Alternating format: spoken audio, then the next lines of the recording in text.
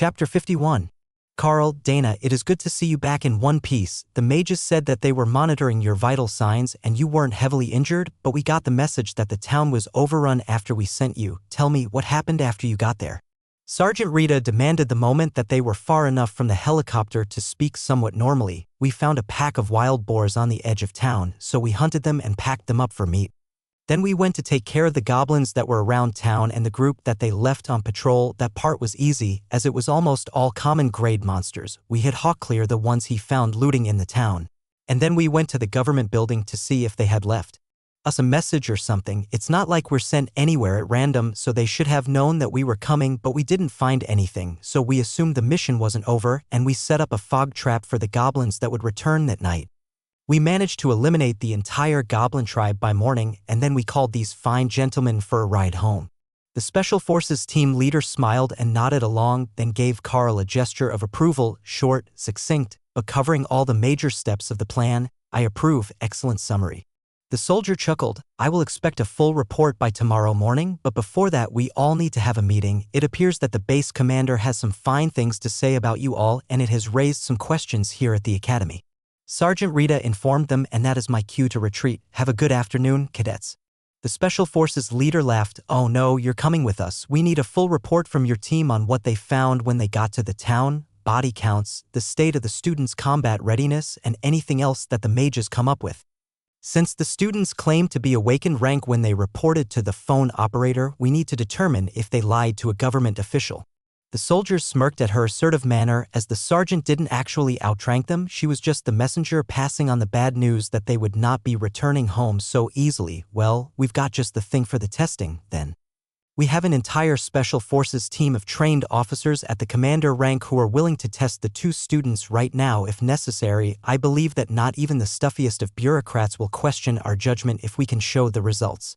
He replied, with that much of a power gap and their level of experience, it wouldn't be a problem for them to somewhat accurately gauge the performance of the attacks made by Carl and Dana, but this particular team had their own estimation method.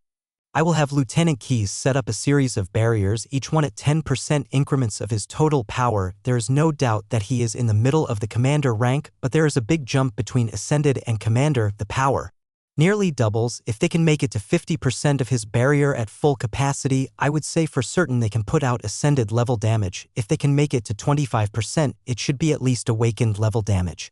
That's straightforward enough, and then we can just have them repeat it to prove they have the stamina for a fight. I don't think that will be an issue either, after seeing that they could cover an entire town in magical fog and kill goblins all night long. The teachers from the mage department were much happier than expected with that plan. They were around the same power level, and they would have used the same general testing method. But having an official examination done by the army would remove all questions about bias in the testing. They were the instructors of the students in question. After all, if someone thought that they had passed too easily, it could hurt the teachers' reputations.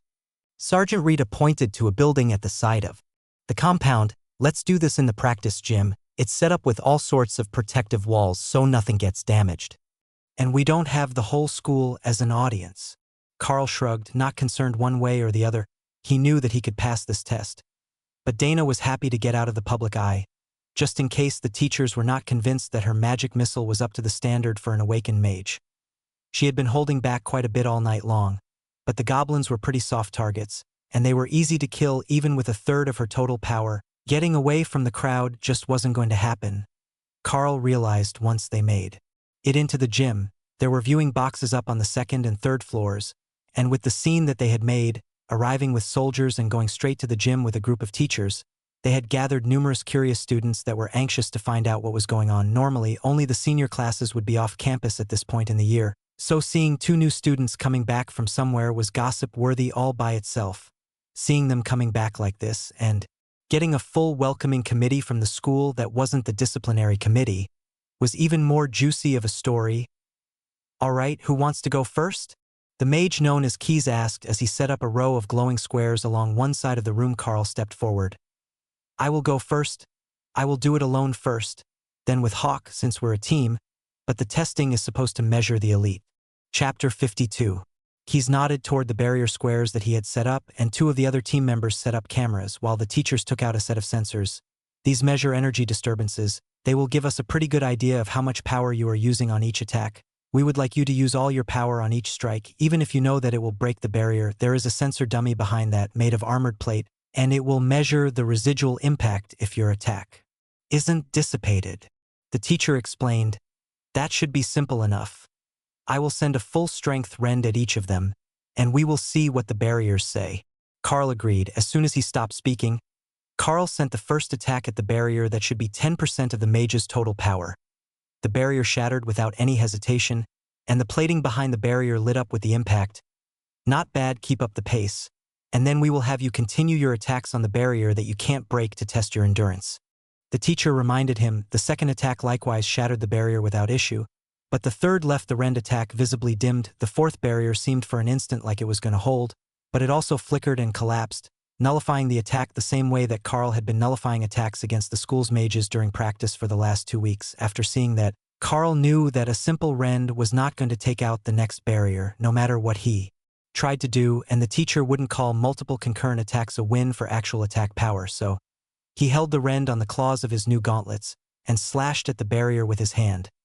The brute force did what the ability alone could not, and the fifth barrier cracked, but held together for 2 attacks and only collapsed when Carl hit it a third time. Carl coated the claws on both gauntlets and fiercely attacked the 6th barrier, leaving claw marks on the magical shield that quickly reformed to a smooth surface for 10 minutes.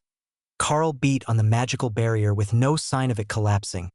Then he stepped back to catch his breath. That's what I've got, he informed the professors and the gathered Special Forces team. The Special Forces team leader nodded in satisfaction before speaking.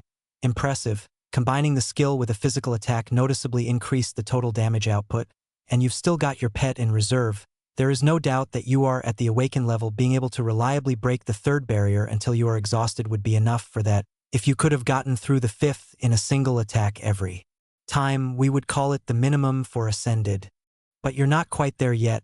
Even with the physical and magical combined, we allow the warriors to enchant their swords, so the methodology is sound. You have our certification that you are indeed an awakened rank elite. The teachers and Sergeant Rita conferred for a moment, and then the longer-haired of the 2 nondescript teachers cleared his throat. The teaching staff is in agreement. You are promoted to the awakened rank, he declared. Student Dana, please step forward to begin your test, Sergeant Rita requested as the Special Forces mage recast the spells. The team leader leaned over to whisper to Carl as Dana mentally prepared. The reason it has to be 1 attack is that if there was an actual mage on the other side of that barrier, they would be reinforcing it constantly to keep their defenses up. If you can't break it in 1 shot, you can't hurt the mage. That made a lot of sense. The commander rank mage on the Special Forces team had just put the barriers there. He wasn't doing anything to upkeep them. But a magical beast with a barrier ability wouldn't let you just keep attacking without even trying to defend itself. Unfortunately for Dana, Magic Missile wasn't well suited to this test, or to combating creatures with magical barriers. It was more of a multi-target, dispersed damage type of ability, but it could be condensed to fire all the mana she could gather into a single spell. It would be best if she held back a bit until she knew what she needed to break the barrier. Though unlike Carl, who had an easy time using multiple rend attacks, her magic drained her stamina rapidly at full output. But she focused her magic missile into a single full power bolt and shattered the first 2 barriers in rapid succession. Then the third, which nearly nullified her missile, but which shattered smoothly enough that the teachers gave a satisfied nod. You can split it into multiple missiles, and we will still count it as 1 casting. We understand the limiting nature of the spell, the professor encouraged her. So, the 4th was a barrage of 5 missiles, the last 2 of which made it through the broken barrier, but the 5th remained solidly intact, only glowing briefly the same way that the 6th had for Carl. She tried multiple attacks, long sustained barrages, heavy single attacks, but nothing worked. The 5th barrier simply wouldn't break for her. That's good. We have seen enough to know that you can sustain awakened rank magical output. Congratulations, student Dana, you have been promoted to the standing of awakened rank mage. Cheers went up all over the waiting rooms as the 2 first-year students were officially promoted, and the teachers handed over the black embroidered student badges to go on their jackets. You're not free yet. I still want those reports done. And that means you too. Mr. I'm Special Forces now and too cool to call my family on the holidays, Sergeant Rita added, looking at one of the team members with a hard glare. The entire team burst into laughter at that, and Carl marveled at the twist of fate that must have been for their relatives. Having two successful awakenings in the same family was incredibly rare, from what Carl knew. But then it could just be that there weren't many big families in the mining town, so it just hadn't happened to anyone he knew. It was quite possible that certain families had much more luck than the average in awakening their talents, the so-called blessed families, as the nobility referred to themselves, but for a compatibility with the serum, and not their relation to royalty. Chapter 53. Sergeant Rita led them all out of the gymnasium and into a classroom, where the computers had already been brought to the screen for an official mission report. I want everything. The general insists on no less than 1,000 words, and then you can leave, she announced and closed the door behind her, leaving Carl and Dana with the bemused Special Forces team inside. So, that's the infamous cousin that you're so afraid of, is it? You know that you're stronger than she is now, and higher ranked. She can't bully you. The team leader joked. What does strength have to do with anything? That woman holds a grudge like no other. The man muttered, making his team members smirk. They had obviously been over this before, though they hadn't met her in person, and the air of friendly camaraderie set Carl and Dana at ease as they sat down to begin their reports.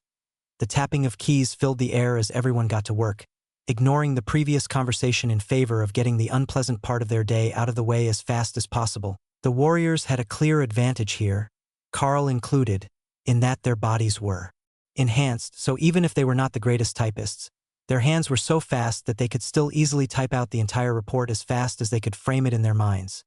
The reports from the Special Forces team were more detailed and structured, as they had done them 100 times before, but Carl and Dana did their best to not forget anything that they had done or seen after they had arrived in that town. You two got quite the first mission, didn't you? I can't think of the last time I talked to someone who got to do something as amazing as a pair mission against an entire goblin tribe for their first time out. The team leader announced once he was finished his writing. Unless you count Jenny. But I think that we all know her story isn't quite as verifiable as this one. One of the others added with a short burst of laughter. Carl looked up in interest as they joked, and the team leader filled him in. She was a student a few years younger than us at the academy. She was with a 4-person team, looking for herbs in the forest for her first mission, according to her. She ended up meeting with a mystery man that she said was one of the local elites, who was in the woods for the same reason. Long story short, she was pregnant when she returned to the academy. She only found out 2 months later, when she started getting morning sickness. He explained. Carl avoided the mental math that told him there was something wrong with that age gap. But since he didn't know exactly how old Jenny or the elite in question were, he decided to keep silent. For all he knew, it could have been a cover story for a relationship with someone else entirely. Dana looked up from her work. Jenny Starpepper? She's from my hometown. The team leader nodded. That's the one. Have you met her kid? I heard he's adorable. Dana shook her head. Calling him cute is being extremely kind to him. He's just going into elementary school now, and they have to put mittens on him to keep him from clawing at people. The word around town is that his father was a berserker, and the rage skill got passed along to their kid, who can't turn it off. But that's mostly just gossip. She's married to one of the bankers now, and their younger two really are adorable. They all quickly finished their reports and chatted while they waited for Sergeant Rita to return. They could have gone looking for her or simply left in the case of the Special Forces team, but when they got back to base they would have to work again, to do the report for their own commander, who would expect something other than a copied and pasted version of this report, and they were in no hurry to do that now that they were comfortable here. Can we meet your hawk? You've been talking about him, but I haven't seen him since we arrived. Is he flying outside somewhere? The team leader asked. Actually, my class created a separate space for him. Hawk, come out and say hello, Carl replied. The bird appeared in the air in front of him, then settled onto the top of one of the monitors and warily stared at the new people. Dana gave him a slice of jerky from her pocket, and Hawk's mood immediately improved. He would gladly meet more people if there was food involved. One of the team members nodded his head and whistled in appreciation. Awakened rank windspeed hawk, male, and my ability says he's under a month old. But that's far too young for him to be fully grown. Carl nodded. My skills helped him grow much faster than usual. I hatched him on the train on the way here, so that's as old as he is. We're just hoping that I can keep him growing at this rate so that he can become a true elite among magical beasts. The soldier nodded. Well, it's not impossible with a bit of energy and some resources. All beasts grow based on what they eat. It's not a precise science, but what I do know as a hunter is that they will instinctively search out stronger creatures or plants to eat, and if they don't get them, their growth will either stagnate or they will get weak from starvation. The more powerful the beast, the more powerful the food source must be. That's why there are a limited number of truly powerful beasts. There simply isn't enough food for more of them in most regions. Oh? That's a useful class skill. Carl noted. Yeah, my talent is to know where and how to hunt things that I have seen before. I can see the hawk, so I know where one would usually find them, as well as some of their habits, and I built up the rest of the knowledge through observation and practice. He shrugged. Well, it's still useful to me. I was going to request some higher-ranked foods for him to try to force progression. I started absorbing nutrients much more efficiently a few days ago, so it should be good for both of us. Carl suggested. Just don't overdo it. If the difference is too great, you won't be able to absorb anything. It would be like going back to your first few days before your body adapted, when you couldn't absorb proper nutrition from the foods. Chapter 54. Carl considered the information that the Special Forces team had presented him with. If it was true that the quality of the diet limited a monster's growth, it made perfect sense that most windspeed hawks never made it past the awakened rank. Their favorite food was the earth mouse, a common grade monster eating that every day would give them a steady source of nutrition, but of a limited quality. If they were going to advance further, they would need higher quality food, but their usual hunting targets couldn't provide that. They were capable of hunting larger targets, but larger bodies would bring scavengers and other predators, which would interfere with their usual hunting grounds and force them to move, so they would end up trapped in a vicious cycle where they could only rarely eat higher quality meals, and they would slowly grow to awakened rank as they got older. Hawk was certain that he would make it to the commander rank, just like these Special Forces men. But that was largely wishful thinking on his part, and unless Carl could provide the diet he needed, it wasn't realistic in the time they had at the academy, much less in the short term to overtake Sergeant Rita like Hawk wanted to. But the academy should be able to provide him with at least that much assistance. If the food in the cafeteria was common grade monster meat, then just increasing it one rank should bring about a new growth spurt for the Hawk. That would be the first thing that he requested. Other than more of the mana-infused blood with the strength stones in it, Hawk loved that stuff. Like Carl had loved ketchup on chicken nuggets when he was little, though the bird's actual dietary requirements had slowed a lot since it hit maturity.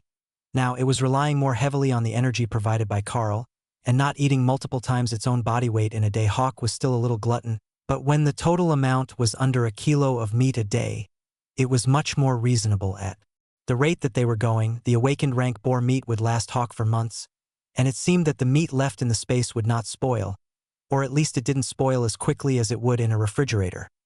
Since we're here at the computers, we should send a letter home. I can send it to the mayor and he will print it for my parents since they don't have a phone or a computer. Carl suggested. You know that almost everything about your life is currently confidential, right?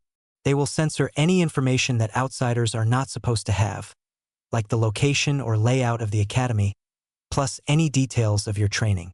The team leader reminded him, That's fine. Just a little update to let my parents know that all is well is enough.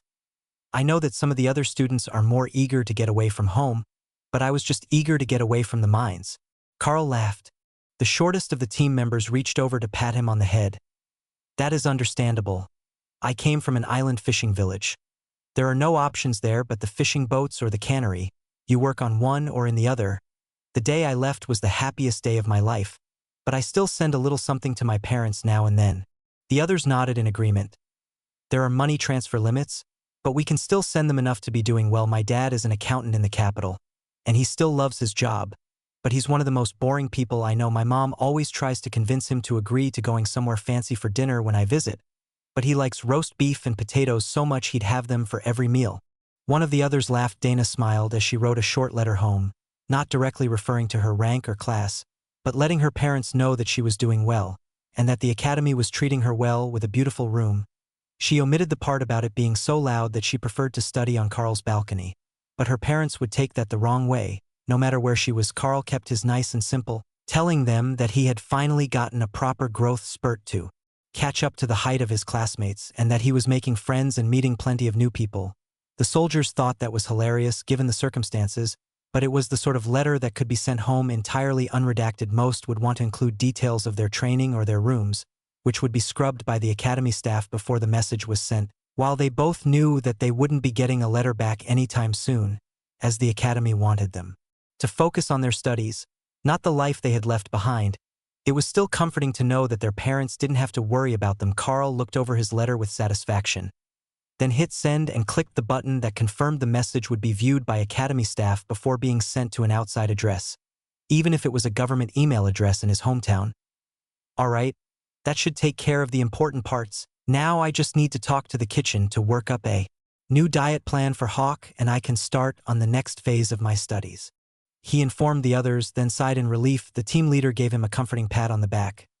That is always the fun part. We were the third year of serum injections, so when we were here, nobody knew anything about how to keep progressing. They hadn't even had any graduates yet the first year that we were here.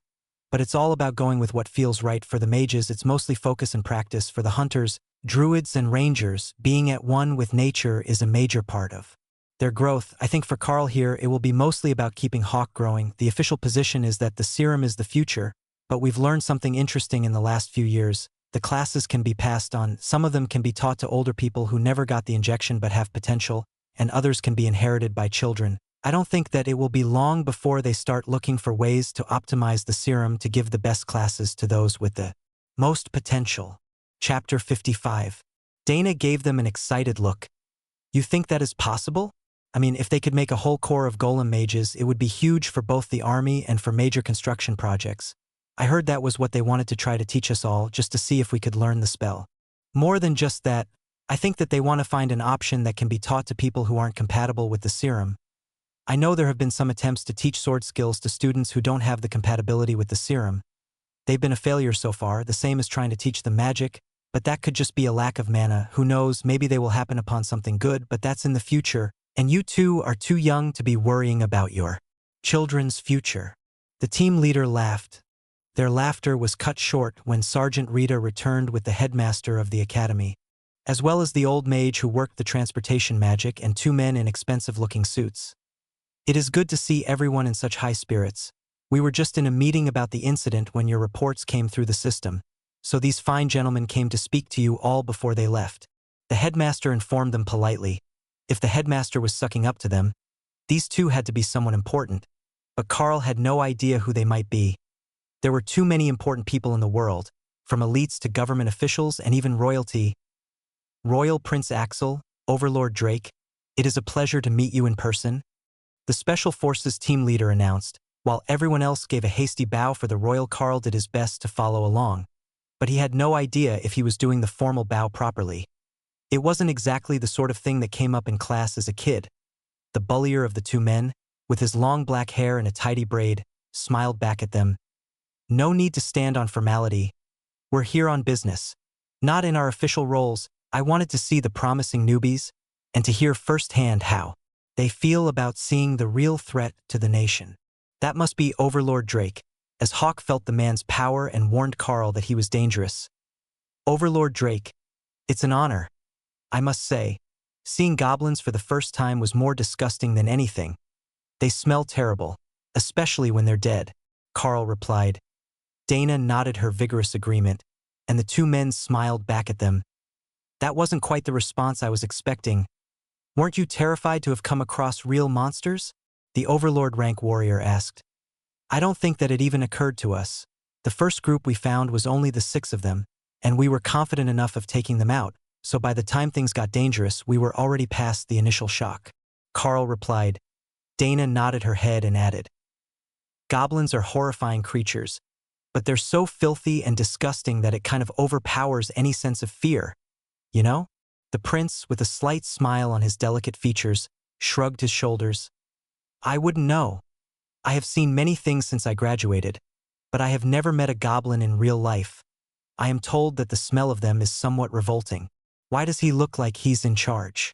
The big guy is way stronger than he is, Hawk asked Carl, unclear about the human hierarchy. His family rules this whole area, so he gets respect as a future leader, not for the personal power he has now. Carl replied mentally, oh, like the cub of a big predator. I understand. That was close enough for Hawk to guess where everyone's proper spot in the rankings was. It was critical in his mind to know what was prey, what was not, and what looked like prey but could bring a very dangerous threat. Your way if you tried to eat it. Was there anything that we could do to help the 2 most promising students of this class grow? The prince asked the headmaster, preparing to leave now that he had made his determination of the character of the people they had been speaking about. Well, Dana is a standard mage. Her first spell was Magic Missile, the same as yours. So anything that you can tell her about your own advancement might help. Or perhaps the Royal Library has a useful spell that might assist her. But Carl is a unique class. He has a deadly pet windspeed hawk that imparts power to him as it grows. That could be more difficult, Your Highness. The headmaster replied. What spells do you know now? Prince Axel asked Dana. Magic Missile and Fog Bank. The prince thought about it for a moment and then held out a hand behind him, then realized that he hadn't brought his assistant into the room. If you have some time, I will give you a spell tome. It's a talent hand behind him, then realized that he hadn't brought his assistant into the room, that I learned when I strengthened my inscription skills. In theory, if you are compatible with them, you can read it and immediately learn a new spell to a proficient level. He explained, I have all the time in the world, Your Highness. Dana chuckled. Right, first-year student. You won't be going far, or at least you won't be gone long if you are. I will have my assistants deliver the spare one I brought to your room later. Drake reached into the inner pocket of his coat and held out a small red book. It looks like this, but likely thicker than this one. This is the attack skill that we have been trying to teach all our warriors. It's a wide area attack skill. Great for clearing groups of monsters. Perhaps Carl would like to try? Carl looked at the cover of the book, which was just blank red leather. What is it called? He asked. Rend. It's not a difficult one, but it is powerful thanks to the bleeding effect that it has on targets that survive the initial hit, and we are hoping that all the warriors can learn it by the end of their second year. Drake replied. Carl sighed and shook his head. Rend is the basic skill of the Windspeed Hawk. It is currently the only skill that I do know. Chapter 56. In that case, I think that I might have something good for you. After Rend, there is an advanced version of the skill known as Shred. They're similar in function. But Shred is much more deadly at the same rank and leaves jagged wounds that make it difficult to stop the bleeding if they lack magical healing. I will get someone to bring you a skill book to see if you can learn it or teach it to your hawk if either one of you knows it. You shouldn't have too many problems fighting above your level as an awakened warrior. Overlord Drake announced. Better than Rend? Is he being silly? Rend is the greatest skill in the world, Hawk complained. It's an improved Rend used by more powerful creatures. Trust him, it's a good thing, Carl replied. Then he bowed politely to the powerful warrior. I would appreciate any help we can get. I don't know what the limits of this class are, but if we can learn some more powerful attack magic, it would be incredible. The headmaster reached into a bag hanging from his side and pulled out a book that looked the same as the one for Rend, but with a bit of silver trim on it. I have a spare copy with me. Just send the new one to my office and I will give this one to student Carl. The headmaster suggested. That is much easier. My assistant should still be waiting there and he has one with him. It looks like the lull is over if these two are anything to go by. It has been a few years since any really outstanding students began their training, and we were beginning to worry that it was only luck that brought us a flood of geniuses in the first few years. Overlord Drake announced. The headmaster handed over the book, which was warm and soft in Carl's hand, and everyone stared at him expectantly. Go ahead, try to open it and see what happens. The headmaster insisted. Carl gently flipped open the manuscript and a flood of power flowed into his body. Skill learned. Shred pet skill learned. Shred Hawk popped out of the beast space and landed on Carl's shoulder to show off. Making sure that everyone could see the blood-red feathers streaked through the cream color of his legs. Wow, I was not expecting that, but where did the book go? Carl asked. It vanishes if someone who can instantly learn the skill uses it. I have to tell you, that was a shock to the inscriptionist teams when they first learned of that little bit of information. They cried for a week when they found out that the books they were making would just vanish to strengthen others since they couldn't use them themselves. Drake laughed. So, there are limitations? Carl asked. The prince nodded. Very strict ones, though we don't really understand why certain books can exclusively be used by those with certain types of mark, but it varies from skill to skill. And even ones that are similar might not work for the same person, but when there is one that works like this, it saves so much time and the user will be able to activate the skill at full force, the same as they could for their first skill, with none of the failures or half-power activations in the learning phase. Dana was beginning to get excited about the prospect, and the elites that have an affinity for inscription can just make these? That is incredibly powerful even if they're not a combat class. The prince shook his head. They need an original copy to work from. The only ones they can make are ones that we have managed to find an original working copy for or that were created with the help of an elite that has mastered the skill well enough to teach others. The total number of spells that we have tomes for right now can be counted on my fingers, but Rend, Shred, and Golem are the ones that we focus the most on since they are all advanced skills and are harder for elites to learn on. Their own, things like Guard and Slash we don't need to use a book for, you can just teach the warriors the skills. Dana nodded in understanding, and the prince got a curious look on his face before he took out another book from his pocket. How about you try this one? It's not one that I can use, and our marks are the same, but I haven't actually had anyone else try it since it was copied out. He suggested, passing her the book. Dana focused and flipped the cover open, showing an intricately detailed set of notes and diagrams. That's what I thought would happen. It's a vine whip spell that we found in some ancient ruins. We gave the headmaster a copy for the library here as well, but we haven't found any class but the druids, the ones with the animal paw mark, that can actually use it. Carl examined the book, trimmed with the same silver the shred tome was before speaking. That makes sense. The one working as a guard on the train said that his powers didn't activate until he touched a tree. So their bonds to nature would make them the perfect candidate to use a vine spell. If there are others that are animal-related, I might be able to use them, while the mages should be able to use ones that are related to their first spell, right? I'm not sure what the mages' limits are, but from what I have seen, everyone has their own niche. The prince nodded. Exactly, we all have our niche, but nobody knows exactly how to tell what the limits are. If there was some way to accurately define the powers of the elites, or tell what skills they would be able to use without having an identical class mark test the ability as a reference, it would save us so much time and effort. Too many of us have wasted months trying to learn a new ability that was simply impossible for our class. He was going to continue, but a knock on the door interrupted them, and a group of men in servant uniforms stepped inside. Your Highness, there is an urgent matter at the capital. We need to go. The first man to enter announced. That is fine. Pass this young mage a copy of the Golem spell so we can see if she can use it, then we can leave. Chapter 57. Dana accepted the Golem spell book and hesitantly stroked the cover, hoping that she would be able to use this one the way that Carl did Shred. After a moment of hesitation, she flipped open the cover and the book vanished. Prince Axel and the other mages didn't look surprised, but Dana was nearly vibrating with joy as she learned the spell, improving her repertoire to 3 spells in total. Now cast it, and we can see how it turns out. Each mage has a different golem, based on their proficiencies, and it's the best way to tell the forward path for them. Prince Axel explained. Dana cast the golem, which came out looking more like an ancient statue, white marble and distinctly lacking clothes other than a loincloth. As soon as she saw it, she blushed bright red, and she was about to dismiss it. But the teacher stopped her. It will come back the same way every time, but a stone golem is a good one, second only to the iron golems in versatility. Most of the students get a clay, wood, or sand golem, which aren't as strong, though the sand golem is quite difficult to damage. The clear visualization of the human form is actually a sign of superior mana control, which improves its agility, and it should be as physically strong as a monster at your rank, so it won't be weak in battle. The professor explained. Once you learn the mage armor spell, you can dress it in proper clothing. The prince whispered in a teasing tone. Carl examined it for a few seconds, wondering why it looked so familiar, even though he had seen numerous golem spells cast by students since he arrived. And one of the other team leaders in the Saturday group had a large mud golem among his spells.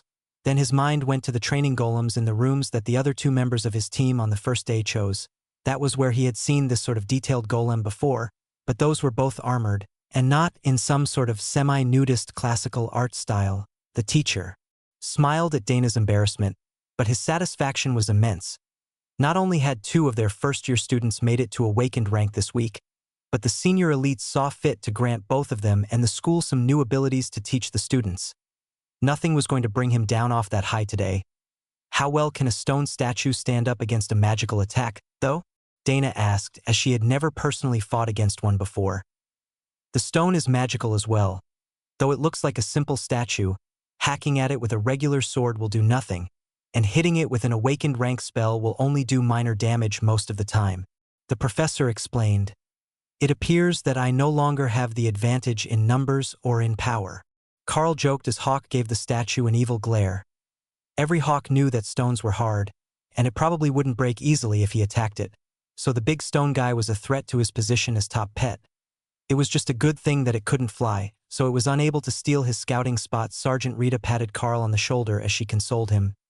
Just wait, once we find a suitable target pet, we will try getting you to bond with another monster. But the advantage that you have in growth rate is definitely way above most of your classmates.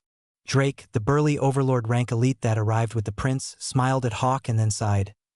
I always liked birds. I will make sure that the academy gets approved to try feeding him some special resources to see if he can either learn some new skills or advance faster. If nothing else, we can at least spare him some of the ascended and commander rank monster blood to mix with the strength stones. That concoction should keep him growing at a steady pace for a little while until his body has reached the limits of its natural potential. The labs have tested that already, and it works on almost all monsters. The big elite explained. I would appreciate it. The faster he grows, the faster I grow, which helps both of us keep going. I think that once he has reached commander rank, it might be difficult, but Hawk has confidence that he can make it there with just a little help. Carl replied. Drake nodded in satisfaction. Good, keep up that confidence. It's key to become strong. Once you lose confidence, you start becoming more cowardly. Once you start down that path, it's difficult to turn around, and you have to spend time undoing the mental damage you did to yourself. So the aura of dominance that all the stronger elites gave off wasn't just the arrogance of the strong, but a mental trick to keep themselves from falling off the path to greater strength. That was not going to be an easy attitude to emulate, but keeping a certain level of confidence shouldn't be too difficult. The prince's assistants were tapping their wrists, indicating that he needed to hurry up, so Carl and Dana both bowed politely and looked toward the door, hoping to excuse themselves from any more formalities now that they had gotten all the benefits without upsetting anyone. Yes, we should all get back to our business. Don't forget to dismiss the golem. They're not allowed in the hallways. Prince Axel agreed, then gestured for his assistants to hand over the information that they had brought him and walked out of the room. Sergeant Rita smiled at the students as the senior officials left. Well, I must say that went better than any of us could have hoped for. If you're done socializing with the soldiers, you should get something to eat and then meditate or practice to consolidate your gains. New spells and skills can be tricky the first few times even if you have used a skill book to learn them. So don't overestimate yourselves. The Special Forces team leader chuckled. Not that we would know, none of them were publicly available when we were in the academy. Chapter 58. Carl and Dana headed back for the main floor of the dorms where there should be dinner served right now and silently hoped that the other students had not noticed who got out of the helicopter. That hope was in vain. As the moment that they entered the cafeteria, they were surrounded by other students that they trained with, including all the others from the special training class. All right, Spill, what happened to you two that you came back a day late in an army helicopter? That is badass, by the way, but our mission barely took an hour. One of the other first-year students asked, while the girl beside him nodded. Well, you see, it was just a minor lack of communication. The town we were sent to, with the intention of having us eliminate a group of iron-tusked boars headed by an awakened rank beast, had been overrun by goblins an hour before we left. It was too late for the academy to see the update. So we were delivered to an empty town with no idea what we were supposed to do. We just killed every monster that we could find and waited for someone to come get us. They didn't seem to be in a hurry to do that, so we called in the morning when we were sure that the goblins were all dead. Carl explained. And how does that relate to you both having awakened rank black badges now? One of the other students asked. The Special Forces team that came to get us vouched for us, and they let us do the test when we got back instead of waiting until the end of the semester or having to beg a professor. We both passed. So we got the badges right away. Dana informed him with a smug smile. That's just not fair. If we had been the ones to get sent there, we could have been the first to get our badges. One of the other students complained. We nearly got killed by a single shadow cat, and it hadn't quite reached awakened yet. If we had to face off against a whole tribe of goblins, we would be missing persons right now. His partner reminded him it wasn't that bad. The boy defended himself. Other than the 70 stitches, the broken hand, and the loss of your sword? One of the other students asked. It was just a little mistake. The cat caught me by surprise. The students laughed as Carl and Dana made their way to the counter to grab a meal and quickly rearranged their seating pattern so that the two of them would be placed in the corner where everyone could see and talk to them. It looks like you two are famous today, so you might as well enjoy your time in the limelight. Now, tell us more about the fight with the goblins. One of the students insisted. By the time that they were done, it had been nearly 2 hours of giving every minute detail of their overnight adventure. And Carl was becoming increasingly certain that they had narrated the details of each action that they had taken more than once. If Hawk could talk, they might have dragged it out for another hour. Since the students wanted a blow-by-blow recounting of the entire fight on a level that not even Sergeant Rita's official reporting required, but it Felt good to be popular for the moment, and with the black badges, they would be entitled to some extra credits from the school every week to upgrade their rooms and lifestyle. Dana's first thought was to get some soundproofing for her bedroom so that she didn't have to hear the neighbors training at every hour of the day, but Carl was stumped. They were going to bring him resources for Hawk free of charge, and he wasn't sure what he needed. Plus, his room was perfect the way that it came. Sure, he could redecorate, but that wasn't really necessary, and they had to be in uniform on campus, so even if he was a fashionista it wouldn't matter. He could get some more notebooks and maybe a tablet so he could digitize all his information. But that was about it. When they finally escaped the cafeteria to head to their dorms, the sounds of explosive attacks were echoing through the hallways. The noise was coming from the 2 doors on either side of the stairs, where the large square rooms for warrior training were. Dana sighed in resignation at not being able to sleep, but Carl had a better idea. There is a hammock on the balcony if you'd like. It's quiet, and the only one likely to wake you up out there is Hawk, unless it starts raining. I don't know if the spell around the greenhouse balcony actually stops rain, since it hasn't happened since we arrived.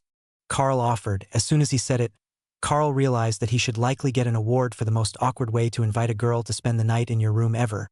But she clearly needed the sleep, and even when they got to his door, he could still hear the first-year students frantically training on their day off. The news that 2 of the students had made it to awakened rank had spread like wildfire, and everyone who thought they had a chance to be next was working hard, as well as those who were a long way from the goal, who realized that they might be the first to be shunted to the slow progression courses. Nobody wanted that. It was a necessary part of the academy's curriculum, and they weren't really the slow classes, they were the regular classes, but as time went on, the top third of the class would be moved up to special training, leaving the others behind. Carl was among that group for all of his training, while Dana was already there in the Saturday classes, with a good chance that she would be gaining a personal tutor in the next few days. They were already way ahead, and only gaining more ground on the rest of the class as they got the sort of special treatment that the true elites enjoyed. But while the special treatment that the most powerful got was enviable, the fact that they seemed to be together as a couple was enough to provoke jealousy in the hearts of many students. Chapter 59. Carl woke up the next morning to the sound of laughter and stomping feet. It wasn't a combination that he associated with his room, which was normally silent, and for a moment, he was completely disoriented. Hawk. He's not a perch. I am trying to train the golem to fight. Dana's voice laughed. The sense of confusion faded, and Carl hurried to get dressed before heading out to the balcony, where a nearly naked statue was doing some sort of kung fu, while Hawk sat on its head and chirped directions that neither the golem nor Dana could understand. He says that the foot is too high, and it makes you vulnerable to leg sweeps. Carl informed the mage as he stepped outside to meet them. Oh, good morning. I hope you don't mind. I used the shower first. The plants are all watered as well, and I think that hammock is enchanted. I might not have slept for long, but I haven't felt this refreshed in a long time. I was meditating, but Hawk was bored, so we started to water the plants, and then I thought I should try out my new spell. The golem is good at smashing, but I think if it's used by someone who actually knows martial arts, it will get better. The golem responds to mental commands, but I know almost nothing about combat in that sense, so all I can tell it to do is basic attacks. She rambled as she adjusted the golem's movements so its steps weren't as high. If it works that way, you'll have to get the teachers to let you sit in on some of the fighting classes I attend. I use clawed gauntlets to fight, so it's almost the same as martial arts even when I'm armed. Carl suggested. Or you can help me teach the golem. Once I understand the basics, it should be enough to get started. Dana suggested with a determined look at her summon. Alright, let's start with the 3 basic combat stances, and then we can move to the guarding positions, since he already understands the basics of punch and kick from the spell. Dana led the golem to mimic Carl as he moved, and the golem caught on incredibly quickly. They weren't intelligent in a true sense, but the spell allowed the golem to be slightly adaptive, and the more it fought, the better it would do the next time that it was summoned. The understanding was mostly the mage's, but either the system or the spell itself enabled it to retain skills it had gained when dismissed and resummoned. After about 10 minutes, Carl and the golem began to shadow box, holding back their powers so that they didn't actually injure each other, though they both had awakened rank physiques. At least in theory, Carl hadn't had to test that yet. But he hadn't been injured during training since the day that his absorption of energy from food had improved, despite taking just as many hits in training. However, kicks from sparring partners and a full power punch from a stone fist would be an entirely different experience, he assumed. Alright, now that I've had a morning workout, I need to shower and then we should go get some breakfast before classes start. Will I see you again after class? Carl asked. I'll be back after dinner to study. I suspect that we're both going to be busy today with all that happened this weekend. Dana agreed. She was completely right. By 4 in the afternoon, Carl was completely exhausted from the upgraded training regimen and Sergeant Rita still had more plans for his day, now that you have been promoted to the rank of Awakened. You are considered somewhat of a proper elite, though you are still in school. Normally, this class comes up in the second semester, but we need to start going over the duties and responsibilities that come with the position of an Awakened elite and the chances that you could be called to assist with attacks whenever you are off campus. Well, theoretically, you could be called to them when you are on campus as well, but there are plenty of senior students to go through before it would be your turn, as we award credits for outside duties and there is a waiting list. Rita explained. Wait, there is a waiting list for the emergency responses around the academy? Carl asked. That's the part that caught your attention? Yes, the senior students all want to have them to pad their resumes and for the extra resources that they can get, especially if they're graduating at Awakened or barely into Ascended rank, but right now it is important that you know the basics. Like how to send a message to elite operations, the emergency contact numbers, and a few other things that would have helped you out on your last trip. I'm sure you're aware that the phone call could have gone more smoothly if you knew to give them your student ID number as an introduction, so you would be transferred to someone with a functional brain, but you could also have contacted the elite force stationed at the airbase directly and saved some time. Also, there were other elites in the area that you could have called on if things went wrong. They just didn't respond because the mayor sent the signal that they had all evacuated safely. With the civilians gone, the military could take their time. While the sergeant's explanation made a lot of sense, as it was undoubtedly safer to hunt for the goblins in the daylight, it would have made more sense to do the whole job the first day and not wait until the second day to deal with the rest of the goblin infestation after the homes had been looted overnight, but Carl assumed that this wasn't the only thing that they had to do, so he wouldn't hold it against the soldiers for showing up when they were ordered to. Alright, let's see that data. I will start memorizing it before dinner, then keep working on it after class until I have it all down. Carl replied, resigned to the overload of data that was coming his way. Chapter 60. The information turned out to not be all that bad. He had a few dozen items and protocols to memorize, but once he had seen them, they were mostly common sense items and they wouldn't be difficult to remember at all. He wrote down the emergency call numbers and essential protocols for meeting elites with high positions on a cue card and took it down to have the supply room laminate it on his way to dinner, but other than that, there wasn't much that he couldn't remember on the first day. The top of the class has finally graced us with his presence. How does it feel to be the most elite of the first years? One of the second-year mages from his morning skills training joked when Carl entered the cafeteria. I'm not sure, you will have to ask Hawk. Carl joked as the worker passed him the daily special, a fried noodle dish with large chunks of monster meat in it. That's probably true. His skills are insane. I heard that they're going to move up your studies again. Does that mean you're not going to get to practice with us in the mornings anymore? The blonde boy asked. I don't think they are planning to take me out of that training so soon. I heard from Sergeant Rita that they will change my close combat training partners.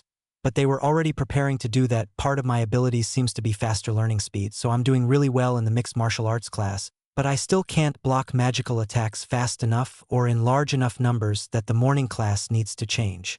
Carl's reply made the other mages in the room laugh. If one elite could block all the attacks from 24 of them, did they really deserve to be assigned the same rank? Even if he could block half of them, it was already an unfair advantage at the same peak power level. But the nature of his skill, that the rend could separate into multiple parts with a single cast, made it much easier to hit multiple targets.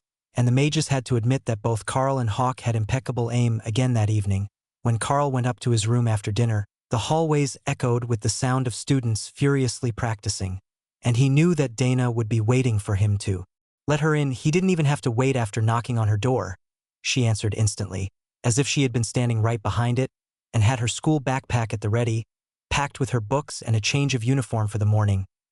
I asked about a soundproofing measure for the room, but it's not cheap. We would need to take on at least one more mission at the same level as the last one to afford it. She apologized as she closed the door behind her. Carl winced at the sound of echoing attacks from the neighboring rooms. It's still a good place to practice, and once the others calm down it shouldn't be too bad. I can see why all the senior students like to spend time outside. Though, even here in the hallways it's loud, so in their rooms it must be terrible. On the far side of campus, in a meeting room facing a wall of security camera feeds, the school administrators watched the two young students walk into the second-floor greenhouse room. Are you certain that this won't lead to a premature pregnancy? I feel like we should separate them, for the good of their planned career paths. An older woman insisted. Despite the appearances, they're two pure souls. I think that even if they were sharing the same bed, we wouldn't have to worry too much about it. Besides, there are prophylactics available for free, and we can have their individual counselors recommend long-term birth control injections for both of them. The headmaster replied with a shrug. They're advancing much faster than the others, despite not having the strongest starts. Should we put a camera in the greenhouse room to see what sort of training they're doing? One of the other board members suggested. The headmaster made an annoyed sound and shook his head. Feel free to ask them, but I will not allow cameras in the students' dorm rooms. There are standards here, and I won't bend on that one. Every one of the elites had some secrets of their own, and when they were exposed, they could expose weaknesses of their class and abilities which could put the elite in danger from the human sort of enemies. It was better that the students could keep those weaknesses to themselves. The headmaster had decided when he was appointed, and for 10 years it had been working very well for everyone. Which one should be reassigned, or are we going to separate them into career training paths as planned? The leader of the Elite Career Training Oversight Board asked.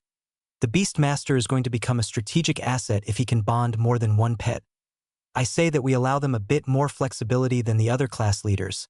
Let them practice together. A solid bond between the two will help reduce his reluctance to go along with the testing later. The board's lead researcher suggested. The first old woman to speak gave a derisive snort. You think that having a friend is going to make him more likely to go along with your plans to throw him into danger and study the growth rate and reactions of the bonded monsters? I know that young men can be hormonal, but he's not an idiot. He will just run away from any real threats and you'll never get your data. And if we send the cute, idle girl with him?